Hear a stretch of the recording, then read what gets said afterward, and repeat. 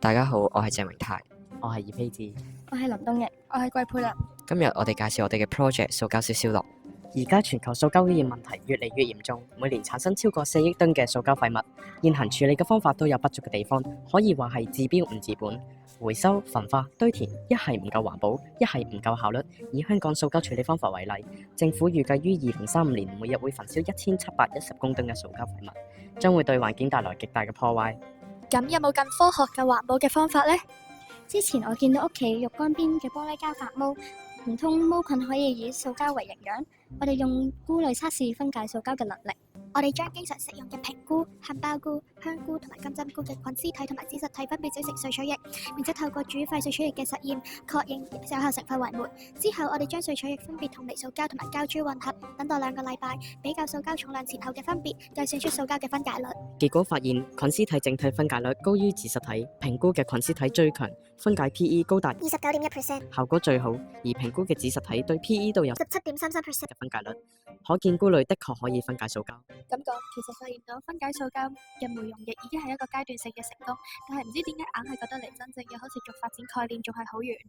講到嚟呢度，我哋就冇辦法唔提及到香港處理塑膠上嘅結構性問題。香港近年嚟嘅回收率不升反跌，主要嘅原因都係因為廢棄塑膠冇辦法外運，再加上政府同埋回收業經濟支援嘅不足，就令到回收行業萎縮。我哋要做嘅唔係淨係傳統回收，而係研發出更高效嘅塑膠處理技術，為政府同埋回收行業提供可行嘅方案。我哋運用菇類分解塑膠嘅科研成果，整出智能塑膠消化桶，從而推動政府加大支援回收塑膠，由根本上提升香港塑膠處理嘅能力。我哋呢個智能垃圾桶用起嚟非常之方便。首先，塑膠垃圾放入去之後，再撳粒掣，系統就會自動運作，桶入邊嘅電子磅會自動稱重。根據垃圾嘅重量，再透過電泵將桶蓋入邊嘅塑膠分解酶溶液噴落去塑膠垃圾上面。與此同時，溫度同埋 pH 感測器會按時檢測桶入邊嘅環境。如果 pH 未達到最佳狀態，系統就會自動加入 pH 緩衝液作調整。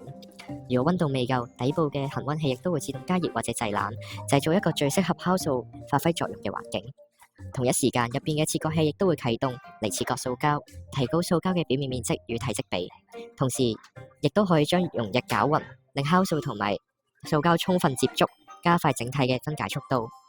最後，我哋希望同環保機構或者政府合作，將智能垃圾桶應用於社區當中，加入手機應用程式，通過教育同埋積分獎勵制度，鼓勵市民大眾用更加可持續性嘅方法處理塑膠，建設一個更加環保、綠色嘅香港。